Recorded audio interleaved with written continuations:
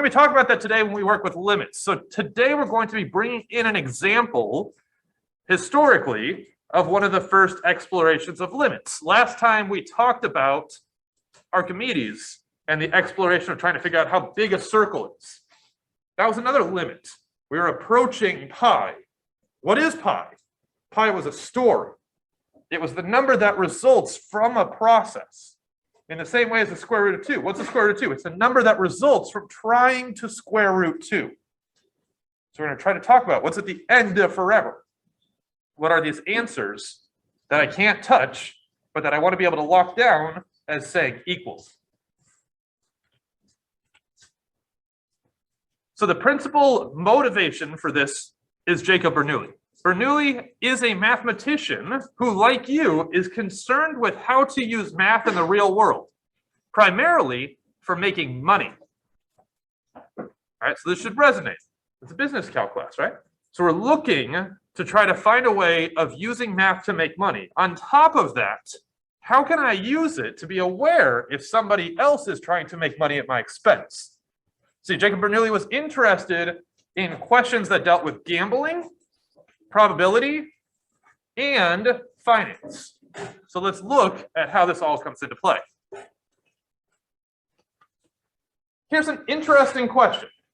Let's imagine that I find a bank. This bank is a startup bank and is willing to pay me good money for my deposit. Okay? Here's how it's going to work. I am going to give them $100, and in a year, for the privilege of holding my money and doing whatever they want with it, they're going to give me 100% return. That's a good deal. I can't find that many places, so I'm on board with this. But I, like Jacob Bernoulli, am going to get greedy. I want to find a way to rob the bank where the bank is grateful to give me their money. So I'm not just going to brute force this. I'm going to trick them. So let's start with, if I give them $100 at 100% interest, then they should give me my $100 back and 100% of what I gave them originally. That's $200. I've turned 100 into 200. Do we all feel good? Okay, excellent.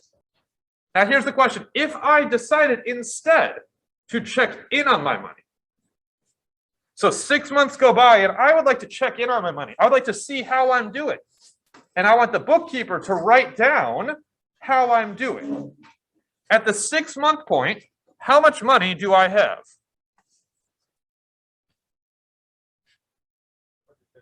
$150. That would make sense, right? I've let half the time go by. I've gotten 50% of my 100%. I'm at $150. Now we could figure that out with an equation. The way that we do that with an equation is we started with the 100. We multiplied that by some increase, where that increase is going to give me my $100 back. So I get the 1. The 1 comes from 1 time of 100 that's coming back my way. And then I've got my 100% interest that I split up. So I only considered half of it. So that's what I did, right? I got my whole 100 and then half of 100. Working pretty good. Now, if I come back in another 6 months, how much money will I have?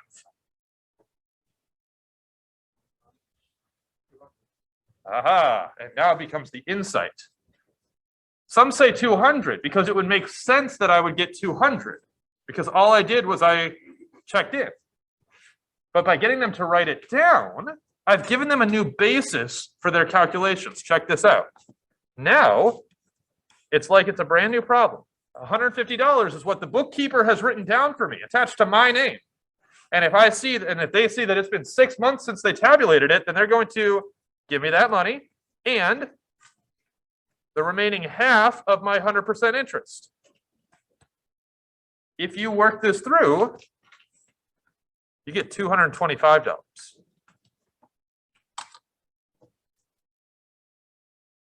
That's weird. What happened? I just made $25 extra on top of the really good deal of $100. Why?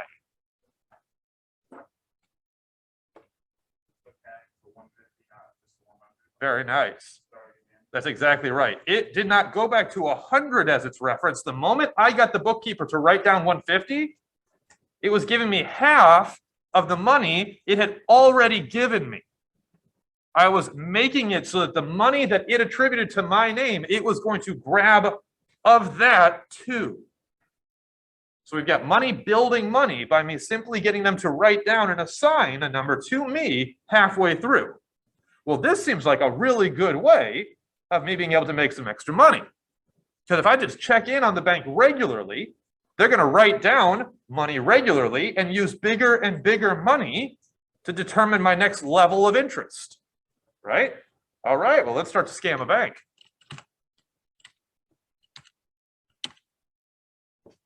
Let's say I check in every month. So every month I am checking in. What's the equation for that? Well, let's see. I am starting with $100. I am routinely going to the bank and being reassured that the $100 is still mine. I am getting some interest on top of that. How much interest? Well, I'm splitting up my 100% interest by however many times I'm checking in. Here it would be 12. And then that building, that multiplying on multiplying on multiplying is happening every single time. So I've got it to the 12th because it's building, and every multiplication is build on build on build on build. Well, that puts me at $261. So I'm making some good money by checking in every month. Should I check in more often? What about every day? Should we check in every day? Bank's going to hate us. We might get some more money, though. What would your boss tell you to do? Boss will tell you to check in every day because that's going to make you some money. So we're going to go check in on that every. Okay, so let's go ahead and see what's happening. Again, we have this iteration, right? Every single time I'm getting pieces of interest on pieces of interest. It's working its way through. We can just sometimes write that more concisely. So now we got a formula to be able to play with these big numbers. So let's play with another big number. What about this one here? 52 times. I'm going to check in every week. Pull out your calculators. Tell me what we get. Give it a try. I'm going to check in 52 times. So I'm splitting my 100% interest into 52 pieces, but I'm multiplying on top of multiplying 52 times. What's that get?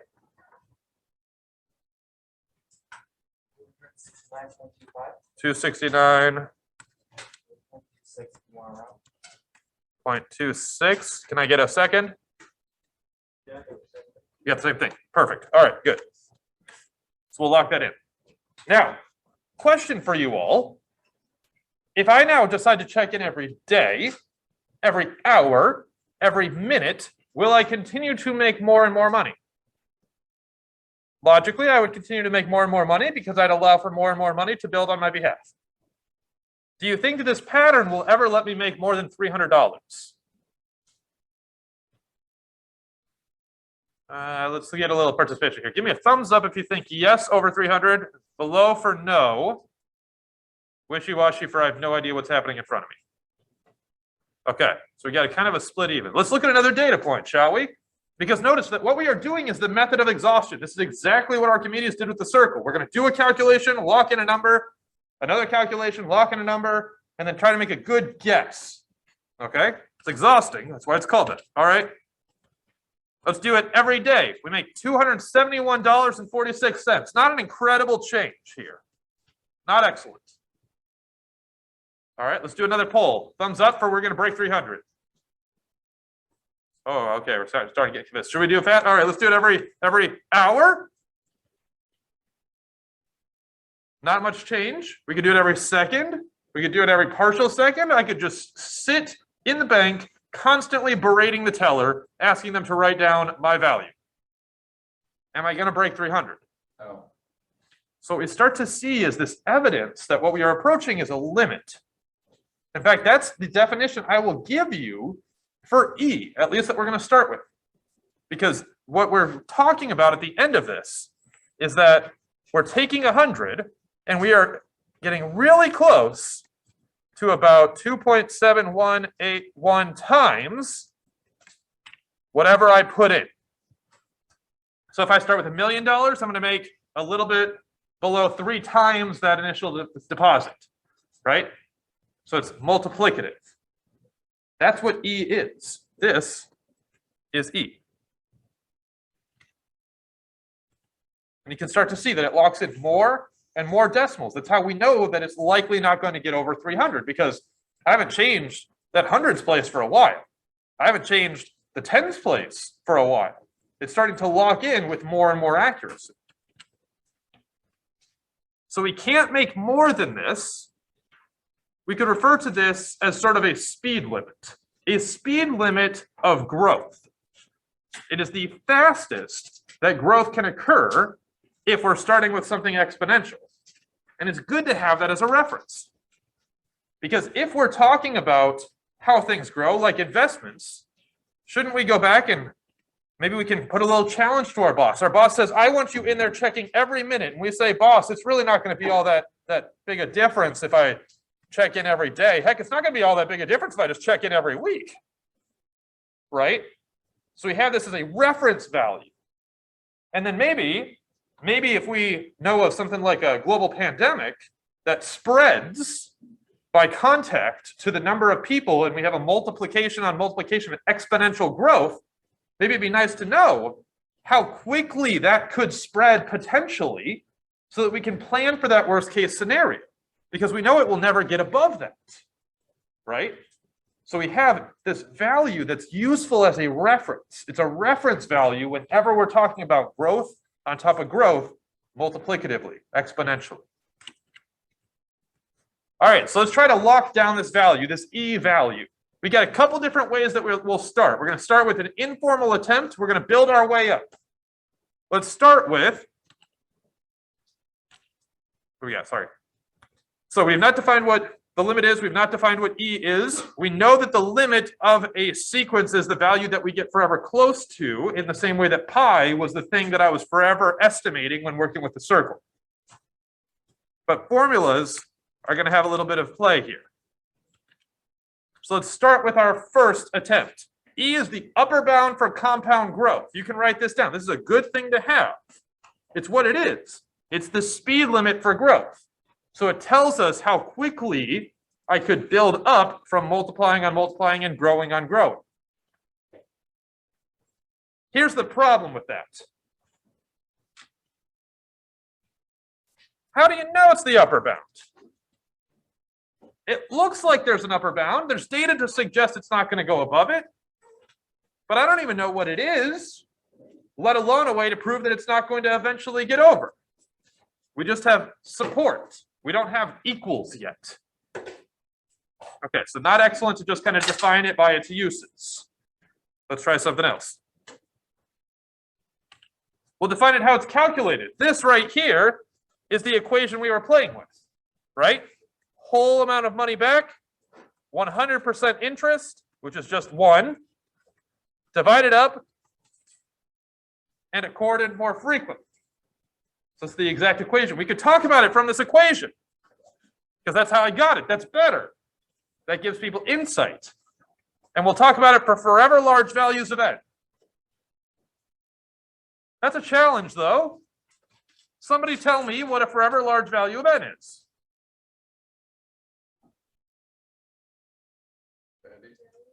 Can't plug in infinity. A billion might work. Can we go bigger? So it must not be the forever biggest. Do we see the problem? This is a great next level of understanding, right? Start off with its uses and the story that built it. Then go into how we built it. Get a formula, get a function. Great. This, however, is a plaguing problem. What does it mean to have a forever large value of n? But forever large, well, no matter how large, we would go larger and expect it to be more accurate, right? Yeah. Yes. So that's exactly the approach we will use. We're not looking at it as a plug in. We're looking at it as a build towards, right? Because we talked about last time, we can't touch infinity. However, forever approaching is logically the same thing as getting to forever. Right? Forever approach is getting there. 0.9 repeating is 1. So that'll be our next method.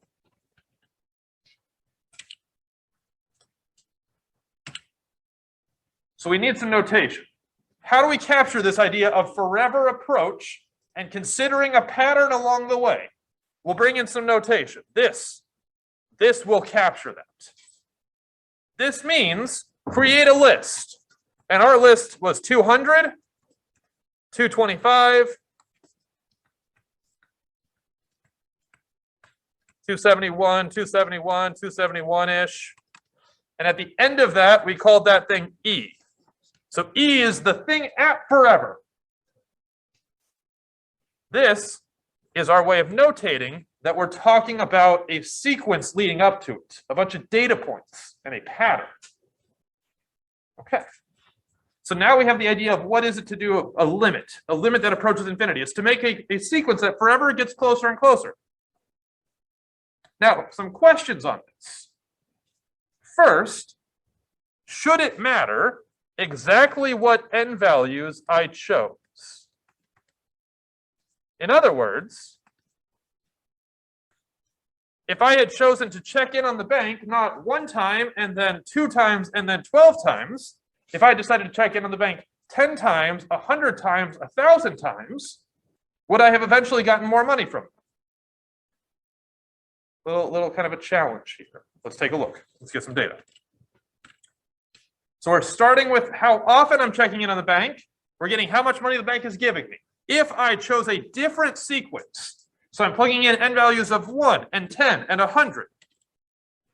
Do you see how this right here, through our pattern, was still going to get pretty close to 2.71? And this one here is going to get pretty close to 2.71. And they're both going to get closer and closer the longer I go on. Does that feel okay with us all?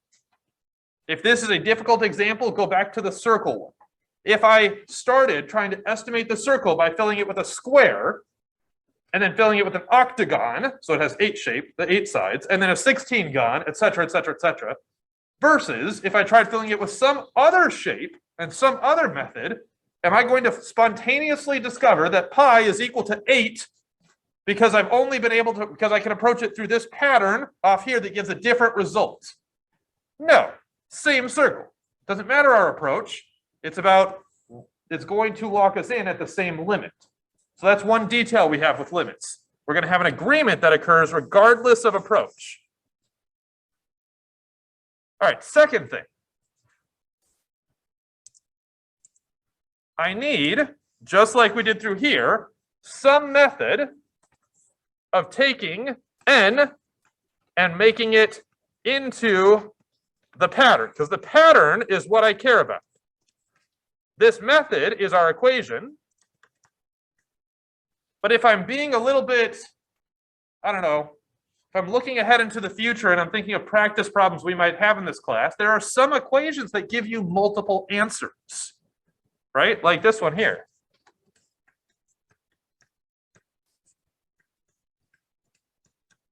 That's an equation for a circle. If I tried to use that to make a list of patterns, I'm going to have difficulty because it has a plus or minus component. Plus or minus, which plus? Does the plus go in my list? The minus? Do I alternate between them?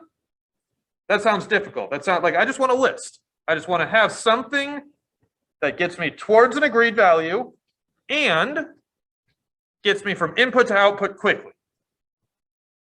Okay, so how can we capture all that? We have to have agreement. One limit. If the limit exists, it's because I have agreement. Doesn't matter how I get to it. Circles have a value of pi because it doesn't matter how I figure out pi. It's going to always be pi. Same thing with E. It has an upper bound of E because it doesn't matter how I get to that upper bound is still going to hold me back. It's got to be E. And we have to approach forever closely.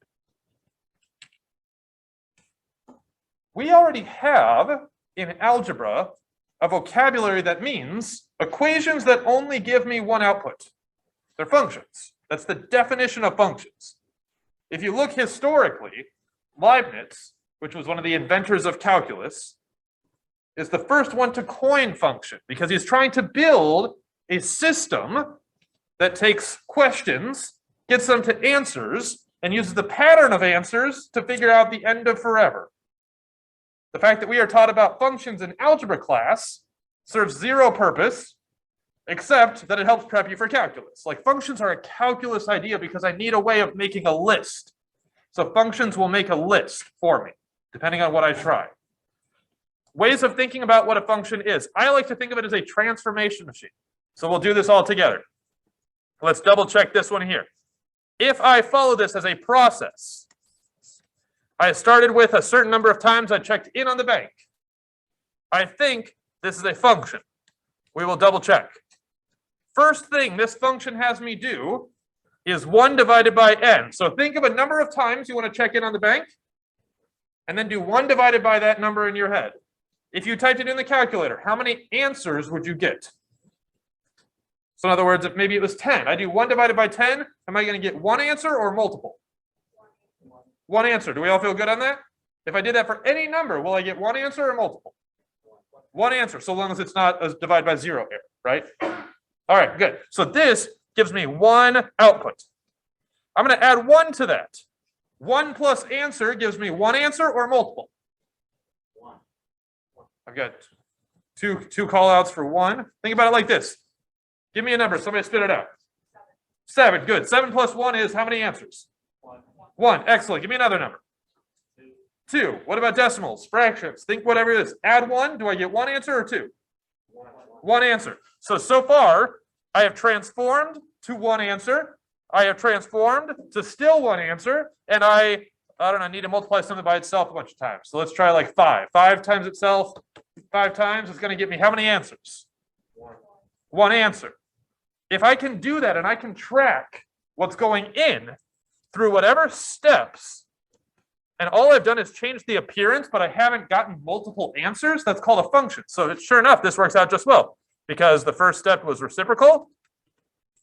That's going to be a function process, a transformation to 1 and only 1 answer. Add 1, that's going to transform it to 1 and only 1 answer. Raise to an exponent, that's going to take it to 1 and only 1 answer. So this is a process that's going to take me through all these steps and produce 1 answer. So this is a function.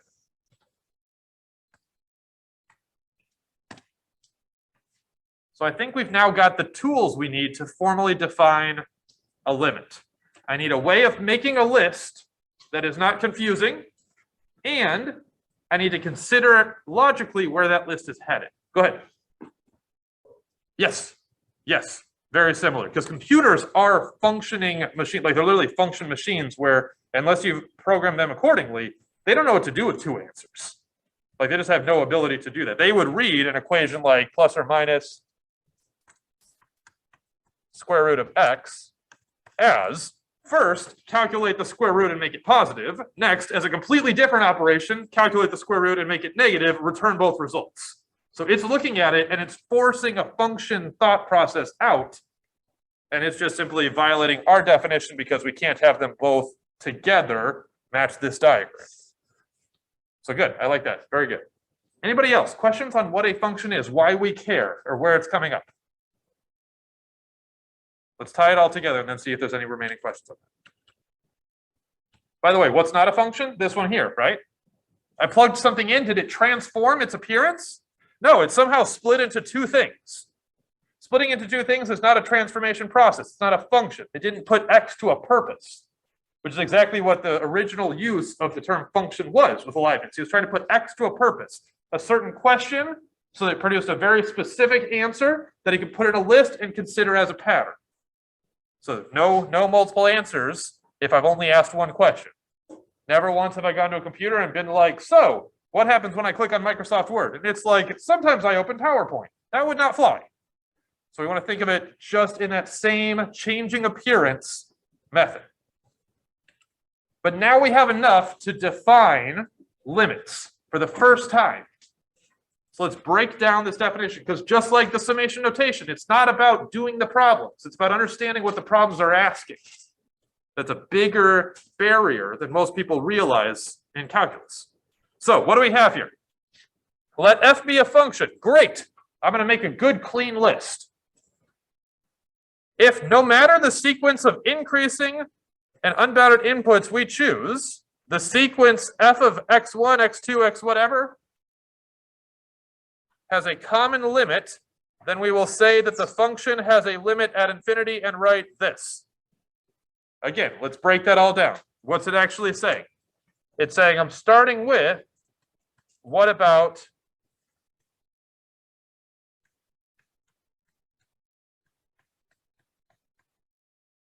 x equals 1. And then we plug that in.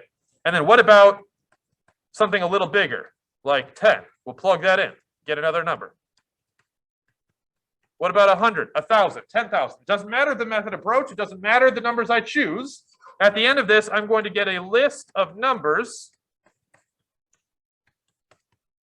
And at the end of this forever long list,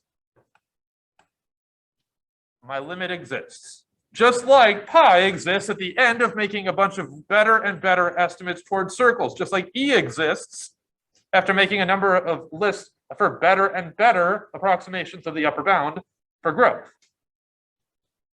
Couple things to note here.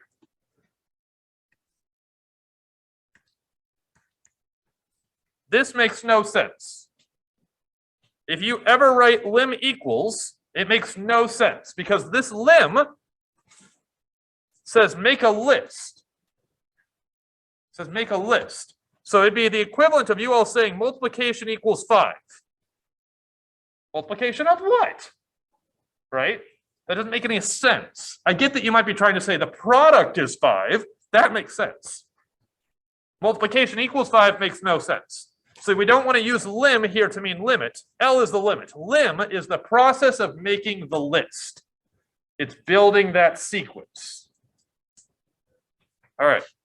We're going to throw a nice example together. Don't worry. Let's do this one here.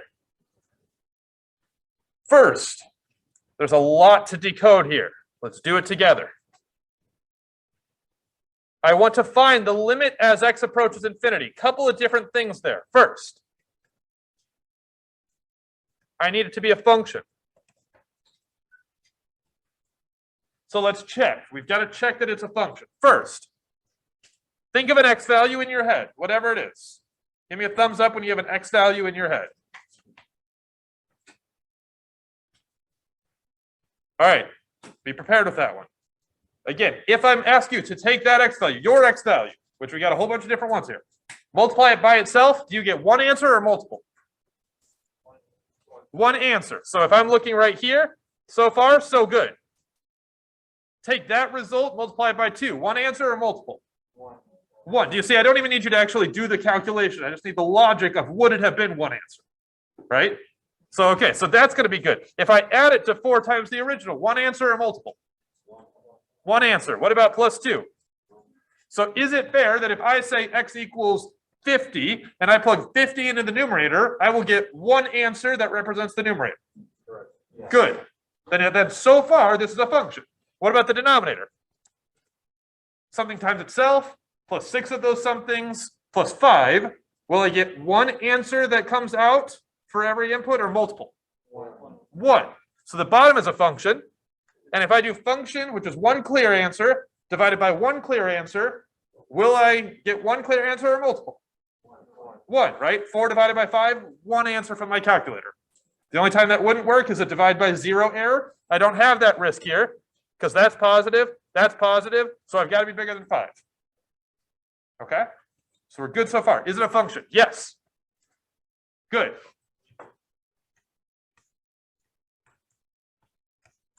Two, we've got to do a list, right? This is the logic of making a list and looking how the list comes close. The list, its proper name is the method of exhaustion.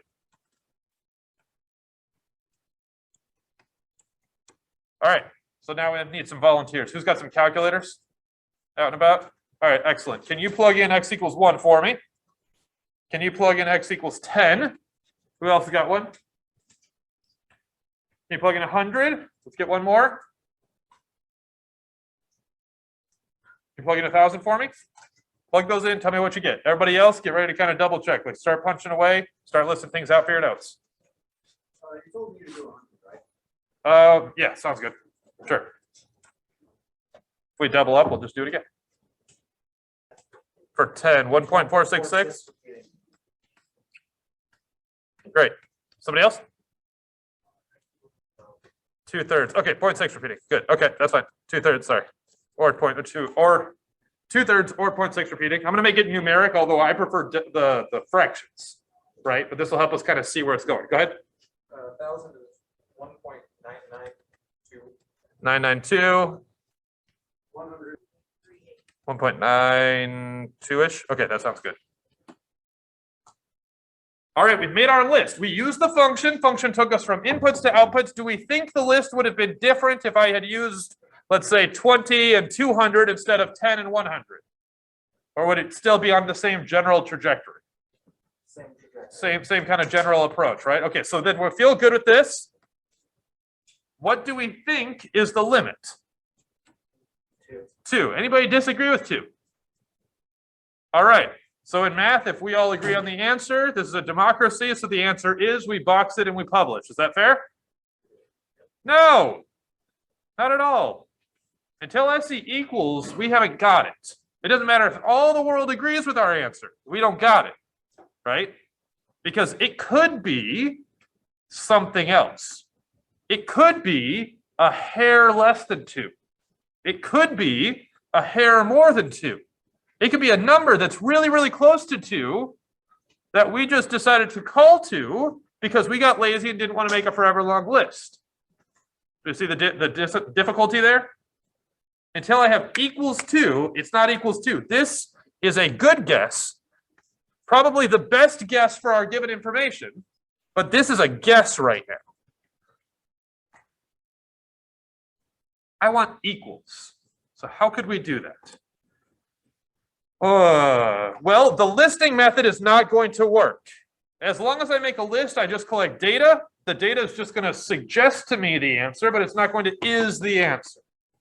So we need something else. Let's replace this, which was insightful, but not able to help me pin anything down, with logic. If I can logically prove that this gets forever close to 2, then it has to be 2. Because if it was anything else, it'd be off, right? Forever approach is the same thing as is. So if I can prove this forever approaches, I should be good. Did you have something? Go ahead. You're starting to see more decimals locking. And that's exactly it. That's true. But how do I know there won't be a point when the decimals stop? And I haven't reached 2 yet. Do you see, like, it's not that it's likely. It's not that the guess isn't a good guess. It's a great guess. But it's a guess. We want it to not be a guess. So if I take a look back at this, a few things that are pointing out to me. This right here is driving the size of the numerator. Do we all see that? If I plug in 1,000, 1,000 times 1,000 is 1,000,000. This is going to be something in the millions. Versus this is 4,000. If I gave you the choice between millions and thousands of dollars, hopefully you'd all choose the millions of dollars. And that disparity is going to get even bigger as I plug in bigger values. I try to square 1,000,000, right? 1,000,000 times 1,000,000, so much bigger than 1,000,000 alone. So the first thing is driving the size. This is eventually insignificant in comparison. What about 2? Extra insignificant in comparison. On the denominator, what's happening there? What's going to be the biggest contributor? The x squared. So in both cases, the x squared is the biggest contributor. It'd be great if logically I could find a way of saying that to people. If I could say the x squared is really what's driving this, everything else is insignificant. That's exactly what we're going to do. All right, so what just happened here? I decided to scale everything down in terms of x squared. If x squared is the biggest thing, then I should be able to rewrite everything in terms of it. I should be able to kind of scale it down. Because when we multiply this on through, I've got 2. That makes a lot of sense. The second thing, 4x divided by x squared, would be 4 over x, which is smaller than x squared. It makes sense that it kind of looks like a fraction. If I scale the next thing down, 2 over x squared. On the denominator, 1 plus 6 over x plus 5 over x squared.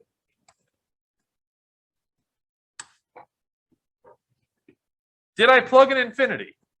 No, because had we tried to plug in infinity, it would have been difficult. We would have got an infinity squared, would have been infinity. Like, how do you do that? I don't really know. We might list that as infinity. How do I add that to more infinities? We can't plug in infinity. It makes no sense. We've explored it plenty. This, however, does show the logic of scaling everything down. And now, If I want to consider what the list is that I would form, let's look at the list. If I plug in bigger and bigger x values, what's going to happen to 4? 4 divided by big number, what is that? Small, right? Is it forever small if I keep dividing it by forever big numbers? 4 divided by 1,000 would be smaller than 4 divided, or would be bigger. Then I go to 4 divided by a million, get smaller. 4 divided by a billion, get smaller. So what's at the end of that list? What's the only real number that I can approach if I am going forever small? 0. 0. Do y'all see that this part right here goes to 0 as part of doing the list? Okay, so that means if I am now going to no longer write limit and I'm just doing the logic of the list, 2 will be 2 forever. 4 divided by bigger and bigger numbers will forever approach 0. So logically, 0 is waiting for us at the end of this forever long list. What about 2 divided by x squared? 2 divided by forever big number squared would be 0. Forever small number squared, forever small number, that's 0. There's only one number that works for that, 0. What about on the denominator? I still have 1. 6 divided by bigger and bigger and bigger and bigger is going to get smaller and smaller and smaller and smaller. The real number that approaches is 0. What about 5 divided by x squared? 0. Oh, look at that. Not almost 2, not looks like it could be 2, not looks like it should be 2, not I made a pretty decent like evidence-based claim for it being 2, equals 2. Can't argue with that. I didn't need evidence, I didn't need data points along the way, although we used the same pattern of thought. Instead, we scaled everything down in terms of the biggest contributor and then logically extrapolated, logically determined that something divided by big will get forever small as the big gets bigger, right? It's different. It's weird. There's a lot of depth behind these problems, notations. That's exactly it. So it has this as the backbone, but it does not go through the brute force method of exhaustion because it is exhausting. Instead, it uses logic to take it further than anything we could ever do with our calculator.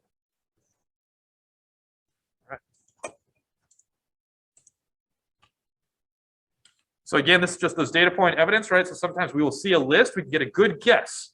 We do not say equals 2. We say probably 2, maybe 2, maybe something close to 2. Just about 2 is about as good as we can get. No equals unless you can say equals. Next time, we're going to ask some questions. We've explored some geometric ideas, how we can use geometry and our eyes to get insight into patterns.